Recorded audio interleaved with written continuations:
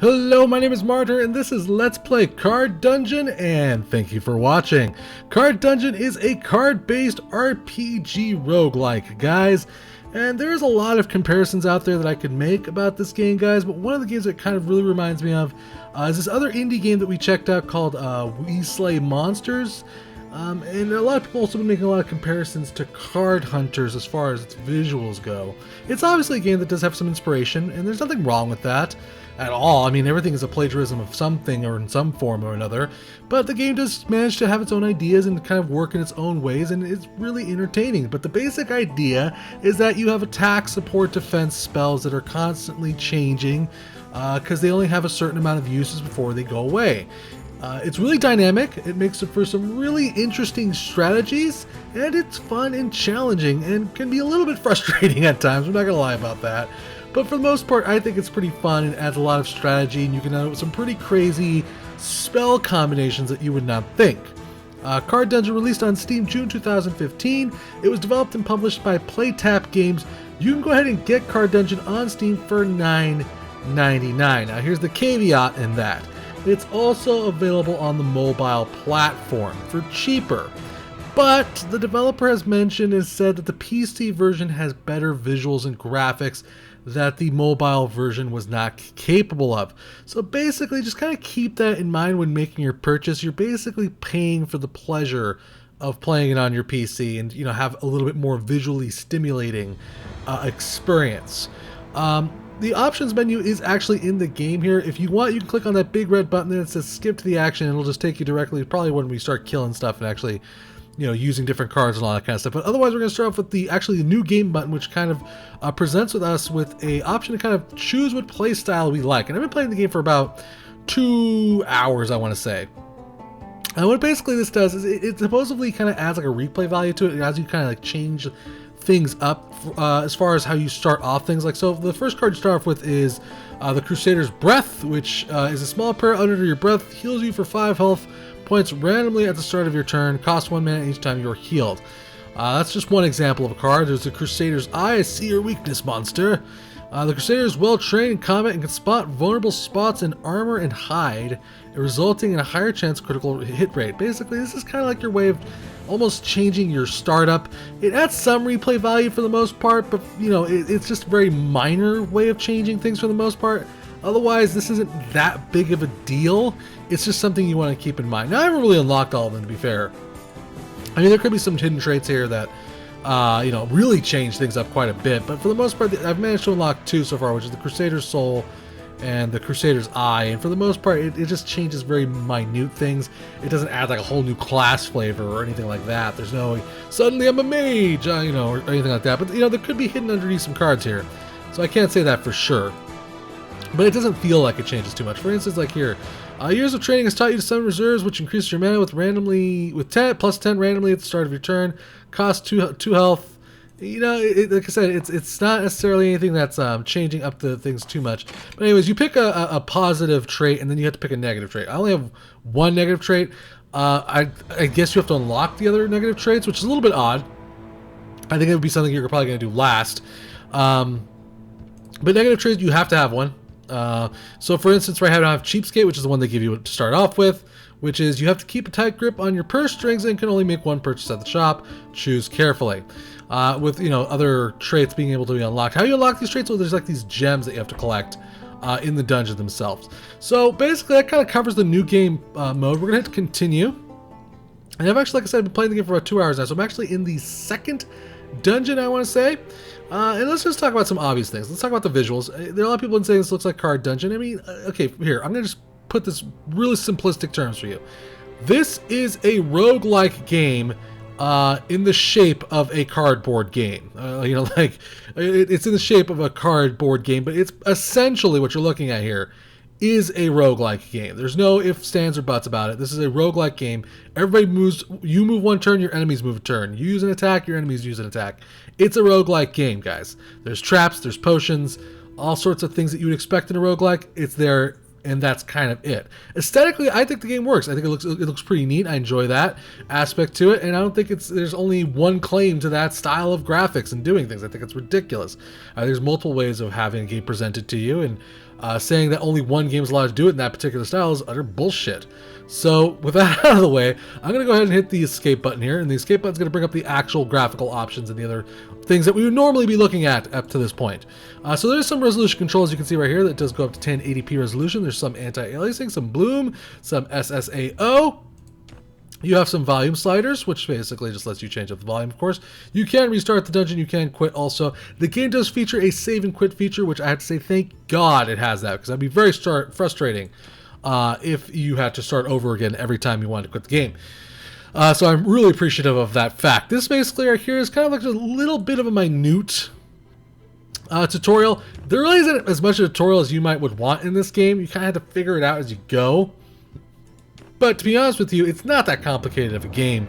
It's just there's sometimes information on the cards you didn't really understand what they do. Most of the time the description is what's more important than, let's say, these little symbols or anything on the side. What the description is mostly the important part. But there is some things that you can note from the emoticons, like this does 5 damage. This pushes my enemies 4 squares away, or I should say actually that does. Your enemies fall prone and cannot move, so basically this symbol I guess represents their stun for 4 turns. I'm not really sure which one represents what, but you can just look at the entire thing here and get an idea of what does what. And that kind of covers it for the options menu. So let's actually talk about the cards. Let's actually get into that. So the blue thing right here on the bottom left here, that represents how much mana it's going to cost to use that. As you can see if we zoom in a little bit on my character here, I had to roll in the wheel quite a bit to actually get to him. You can say I have 22 mana and 30 health. And basically it'll cost me 5 mana to cast this spell. It's going to cost me 5 mana points to cast Cleaving Hit. It's going to cost me 5 mana to cast Icy Teleport. And you get the basic idea. The spells will start to wear down. So let's just go here and whack something finally. Let's Cleaving Hit on this dude right here. I think you also double click.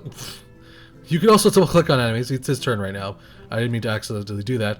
You can also double click on enemies. It gives you a little bit of a description about them. All this is really cute, and I think this is very well done. It doesn't necessarily tell you about their abilities.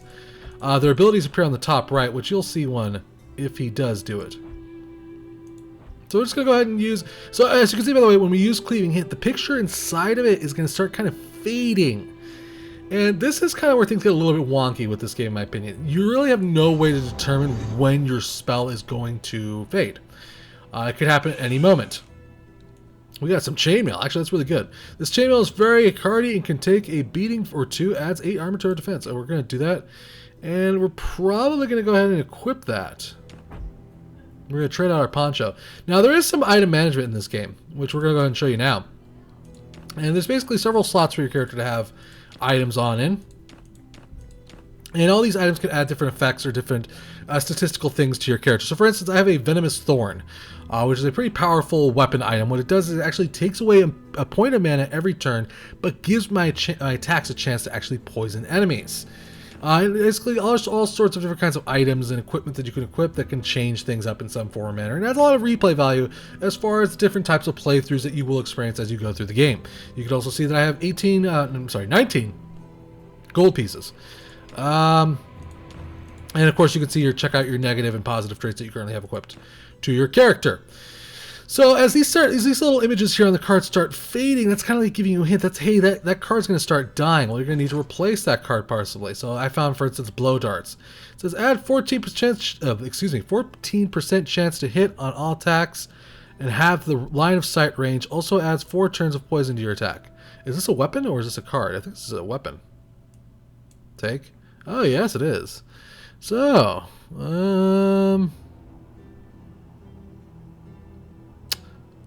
you know what? Seeing how this is exactly what this does anyways,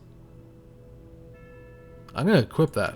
Yeah, because that's actually draining some of my mana. That could have been a mistake, but I'm going to assume it's a good idea.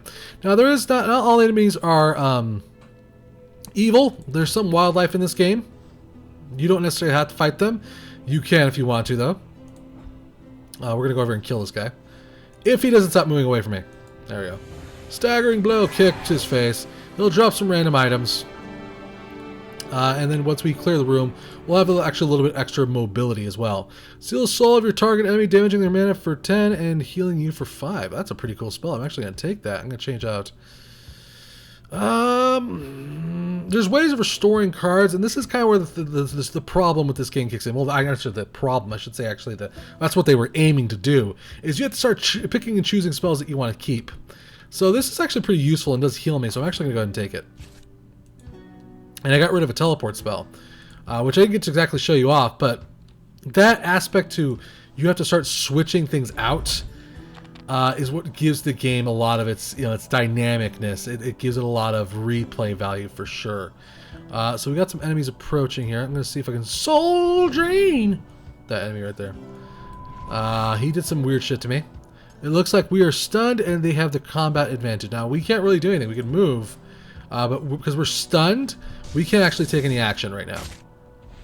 And they actually can do a little bit extra damage to me currently. So we're going to try to run away for now and try to hide from the enemies here. Because we're in a little bit of... I'm not going to lie, we're in a little bit of deep shit right now. We're going to go ahead and cleave this guy.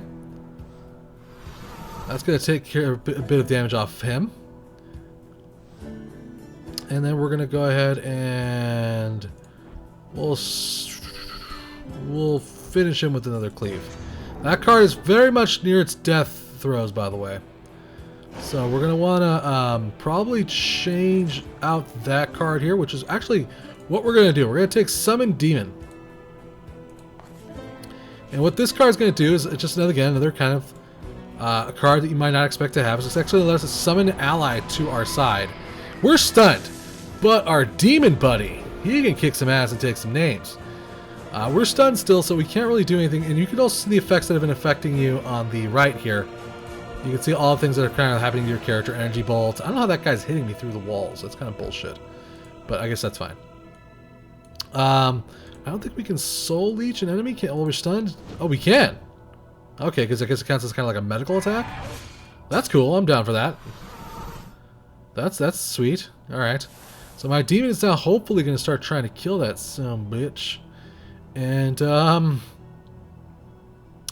you know, we should probably go ahead and start trying to aim towards hitting this guy. I'm going to let my demon hopefully kill that guy. I'm hoping. Really hoping. And then we're going to head over here. And we're going to... How much health do we have? Let's see. We have about 33 health. So we can afford to take another movement step here. He probably will move away if I had to guess. We'll talk about what that shrine here is in a little bit. But I mean, all in all, the aspects of changing your cards dynamically as you kind of move through battles, as you move through these areas, is done really well, and I really like that aspect to it. I think it's very well done, and it adds a lot of very interesting strategies that can come up with very suddenly. So we've cleared all the enemies, as you can see right now. So we're going to go ahead and start collecting treasure here. Illusionary attack, you spawn illusionary copy of yourself at a targeted tile. Not really useful compared to my other spells right now. By the way, when you do clear all the enemies out of a room, you do have a little bit of a heightened movement. You can move at kind of double the rate. And that's really useful, I have to say, because it can get a little bit taxing to move one square at a time. So we'll go over here. Punch of Doom. You deal a good old-fashioned punch to your enemy. It deals 3 damage and stuns them for 3 turns while pushing them away. That's not as good as my staggering blow. Now, this shrine right here has basically 2 possible effects. You're going to walk up to that shrine, you're going to pray, and then your gods will either be pleased with you and bless you and restore all your health and your mana and all of the fatigue on your cards, which is what I'm going to call it. So basically, it's kind of like a fatigue on your cards. Or it'll curse you, weaken you, take away pretty much all the effects that, the opposite of the effects of what I just mentioned. It'll lower the fatigue on your cards, lower your hit points, and all that stuff. It's randomly chance. I don't really know how to predict it, but it's just something that can occur. So it's kind of like a ballsy move. It's something you want to do only if you're kind of in a desperate situation to do. And this is kind of it. You kind of just rinse, repeat. And I will say that the game does have a little bit of repetition. You kind of do the same things over and over again for the most part. You go through the dungeon, you find a new card, you punch an enemy in the face, your spells get weakened, you move along, etc., etc., etc. for the most part. Did I just get hit by something? I did. If I move forward, I will lose my turn, but I'll get to punch him hopefully in the next turn. Here we go. Bam! Take that, sucker! I've never seen that prayer altar there before, so I'm kind of curious as to what that is. And then we should be able to punch him again. There we go. Back to the mist. Punch of Doom. We got another Punch of Doom. This one only does 2 damage. I'm not going to take that crap. There is a little bit of strategy. I mean, you have to be smart about which spells to take and which spells not to use. What the hell? That was weird. I guess that's like a curse floor right there. There's some treasure chests you can imagine. Quick snack. Eat a quick snack and receive 3 health and 4 mana. I mean, that's kind of useful, but I kind of actually prefer my soul leech in a weird way. I gotta stop doing that and being a total dumbass. Now, there is a boss. We will eventually find one anyways. I'm going to go ahead and summon a demon because I have a feeling I'm about to be stunned here in a sec. And if hopefully... I was kind of hoping he'd stun... I was hoping he'd kind of stun the demon instead of me. I got unlucky there. Demon's going to start fighting these guys. Hopefully he can take care of some of them though. We're still stunned, so we can't really do anything. I probably should hit the rest button. That'll at least give us some mana back. Alright, we're going to go ahead and we're going to drain, I think. We're going to drain this guy. What's our health at? That's one thing I will say I do not like about Card Dungeon, is you can only see the health on one side of the character. And that's kind of very annoying. I mean, it's a very minor complaint, but it's just something I constantly have to kind of be reorienting the camera just to see what the hell I'm doing, which can get very... just a little bit annoying at times, to be honest with you. Like I said, it's just something I wish that would be a little bit different. Okay, so they killed each other. So that means all I gotta do is just whack this dude. Or, you know, completely miss. That also works too. That was fantastic. I think we're gonna summon another demon just to try to balance things out as far as attacks go. Oh, we don't have enough mana. We're gonna rest. That's what we're gonna do. And we're going to get stunned, which is going to delay combat even a little bit longer. Gosh dang it all. Balls-tastic, I say. We magically somehow got free of that, so we're going to punch him in the damn face. We're low on mana. We're going to rest. And then we're going to punch him in the damn face again. That's what you get. Alright, well now at this point I have several spells that are starting to get kind of low, so I'm going to want to start thinking about switching spells out for sure at some point in time here. Unholy Ground Tower, a tile, and your lords can curse it permanently. When someone steps on it, it saps 3 health and drains 3 more mana points. I'm going to say no. I want to say no. I don't like that spell. And a potion. Hopefully there's a more useful spell in this one right here. Is that back going to attack me? Golden jewels. I don't mind golden jewels. How much did we get there? We got about, looks like about 8 or 9 gold there. But for the most part, this is kind of what you do in the game. You basically just go around collecting treasure. It has a lot of aspects and similarities between this and a roguelike game, without a shadow of a doubt. Anyone who's played a roguelike game is going to find very similarities in this game. Graphically, like I said, I like the graphics. I think they're very well done. I think it's a very enjoyable looking game. I think they're very adorable. I will say that even though there's those, like, you know, that cardboard, you know, board game aesthetic looking thing we got going on here, I think the game does lack a little bit of personality when it comes to the humor of the game. There's just it's a very simplistic game, to say the least. I didn't feel like there's a little bit of, you know, lack of humor going on in the game. Everything looks cool, and I think, you know, all these doors and the way everything looks is great, but it's just there really isn't much as much personality as I would like in this game. My demon is currently cock blocking me from that door. Okay, get over here. Pull one target enemy towards you. Enemy is stunned for 2 turns and cannot move or attack. I don't like that. I don't want that. Come on, Church, just give me something good. Broken belt. A broken Crusader belt, pretty useless now. It doesn't even hold up your pants. Adds nothing. I'm going to discard that then, obviously. Why the hell would I want a broken card? That's a weird thing to say, but I don't understand it. He missed. We're probably going to want to cast another one. Yeah, and he's stunned, which sucks major balls. Oh, but he attacked anyways, I guess. Okay, we're going to move forward. One thing I will also say that kind of annoys the hell out of me is that deselecting cards, I couldn't figure that out for the longest time. If you're a person like me, you kind of click on things randomly occasionally. And the way to deselect a card is very mobile-esque. You have to really grab the card and drag it down. and that deselects a card. There's no button that you can actually press to deselect a card, which is kind of a little bit frustrating at times, for friggin' sure. Oh, he's dead. Cool. Alright, sweet. Oh, no, he's not dead. I want to head towards that card, because this card is just about completely faded. Matter of fact, I'm just going to punch this guy in the face. So now you can see what happens when a card does fade completely, when it basically just becomes completely useless to you. A big red X forms on it and basically lets you know you can't use that card anymore. So I'm going to use Bottle of Blood. What the hell, right? I mean, at this point, this card has absolutely no use. I could go back to the altar and pray to my god and hope that I can get a better card. But that isn't necessarily guaranteed to work and could easily backfire on me. So I'm not going to do that.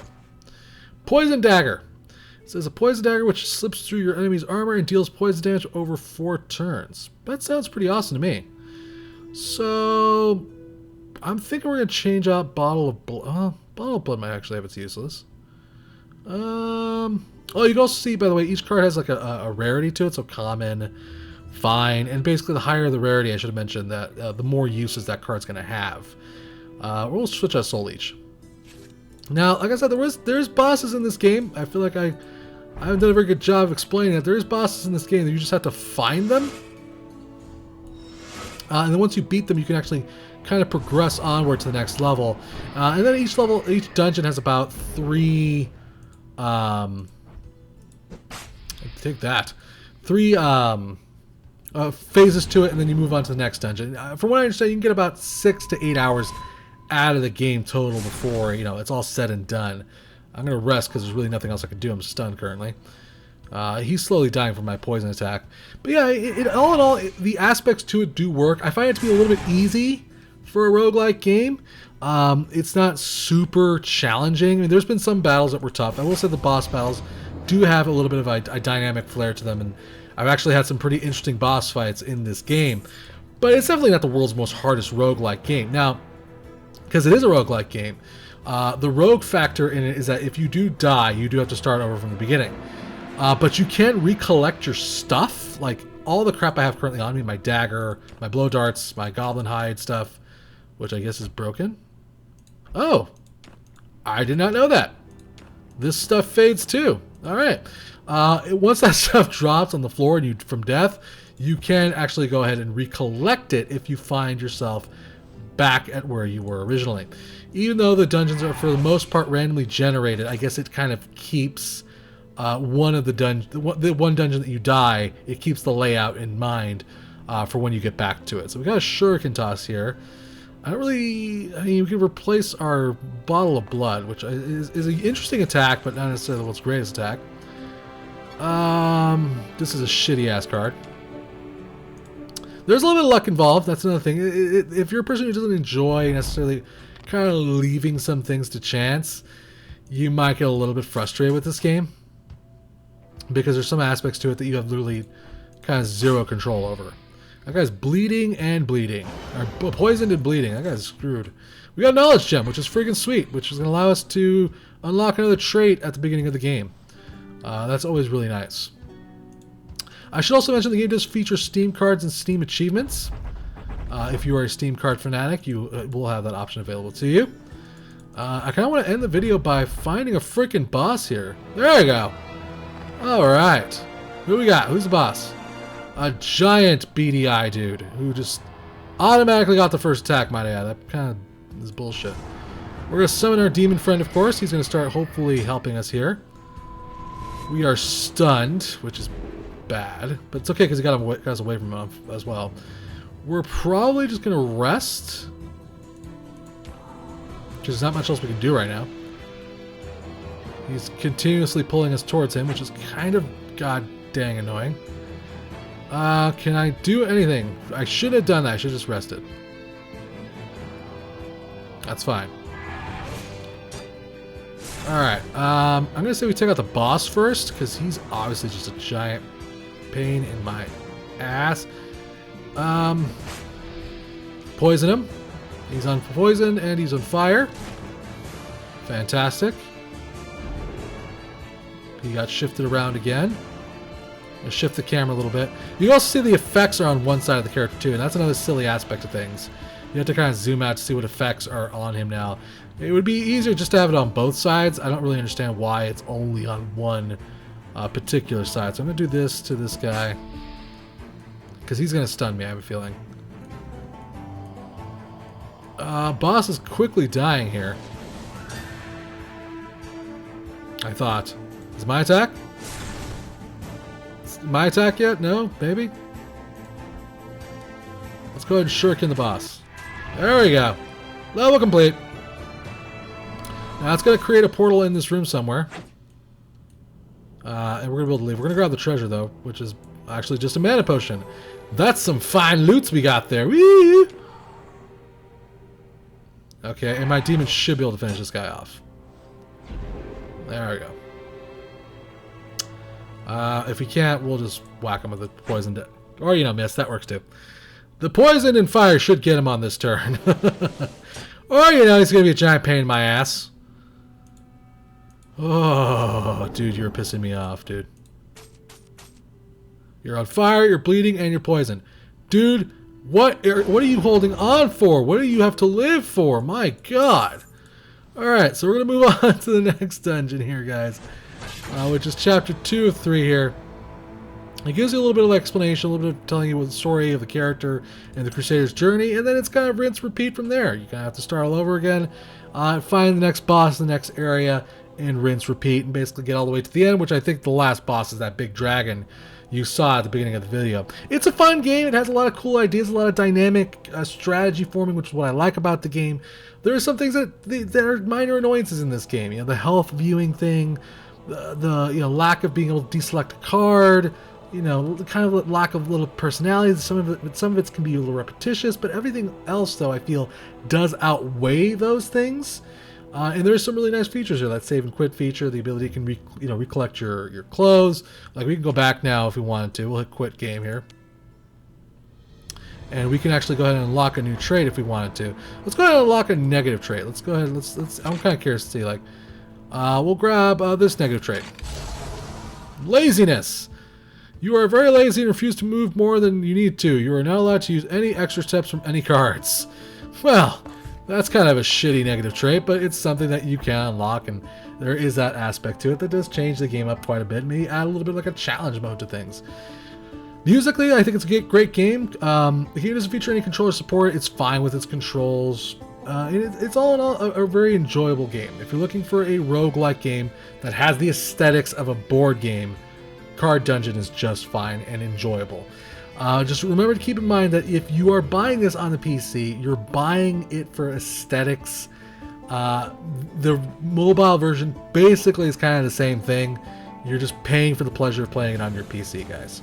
So with that all said and done, guys, I want to say big thanks to the developer for a chance to check out this title. Thank you for watching. Remember to subscribe and share, and I'll keep bringing you awesome indie games, guys. If you really enjoyed this video, maybe consider hitting up that tip jar if you're feeling generous of heart. All tips go to improving the channel or future giveaways. Till next time, guys, play more indie games!